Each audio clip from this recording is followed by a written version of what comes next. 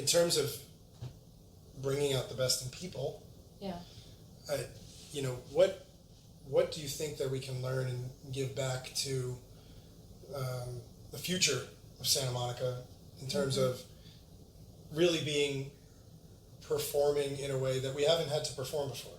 The collaboration, Right. the level of efficiency. We had to cut things that weren't important Right. or deemed less important and really focus on the things that were deemed more important. Some people agree or disagree on what those things are, of course. Sure. But there was some really hard decisions that were made.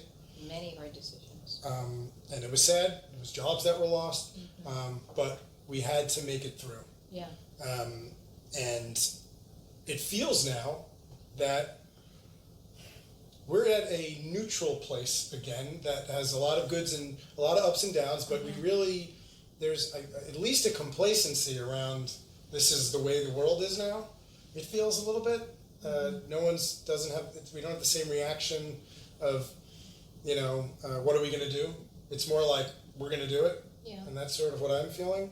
I guess I'm wondering how your experience with the businesses are now going forward, and how are they feeling in general in Santa Monica, and what do you think needs to shift in order to keep things moving in that positive direction? Yeah. When you were talking, it's interesting. What I was thinking about is the aspect of change, and referring to that change is hard. I heard someone speak not recently, actually a few years ago, at one of our wonderful events. It was the celebration for the West Side Hunger Coalition. And a woman got up, and she had just gotten off the streets, living in her car, and she gets up at the podium. The room is filled with dignitaries, 500 people in this room, right? And she says, "Hi, my name is Mary, and there's only two things I have a problem with, and that's change and the way things are." And that's kind of what I get that. I relate to that, and I think many people do. But change is not easy, and disruption is a part of who we are as a world, as a culture, as a human.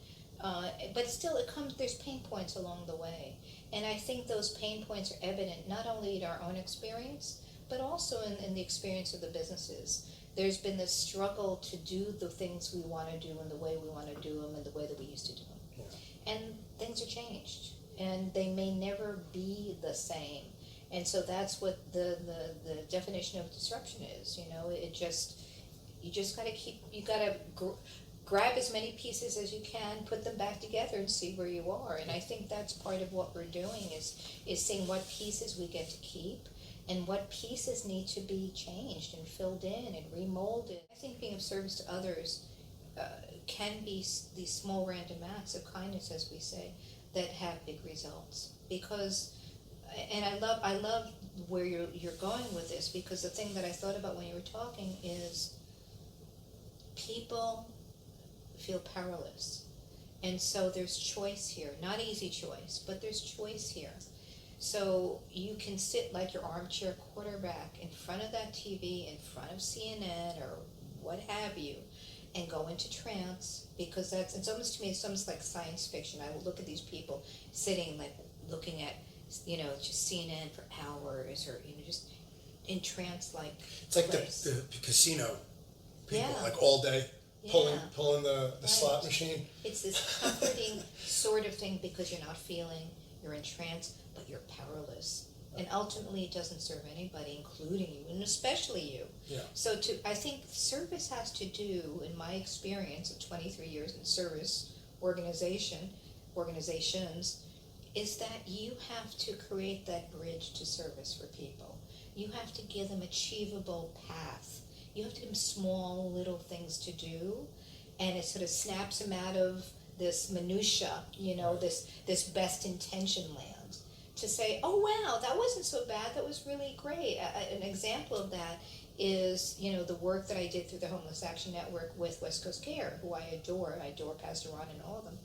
And while we started the toiletry bags for the homeless, because it's easy, and it reaps rewards, and it creates a humanity.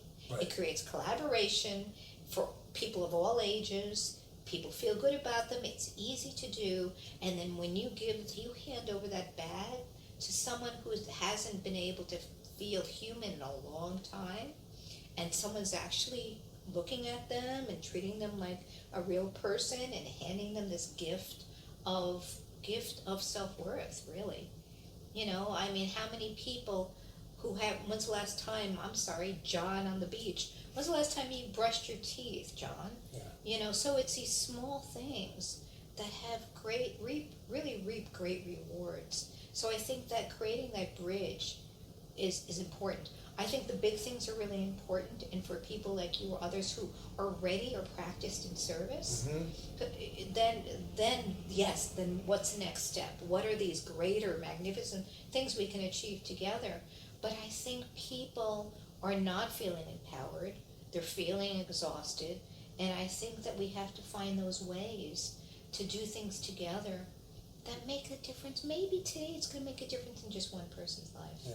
Maybe, you know, and then maybe tomorrow there'll be 10 people's lives.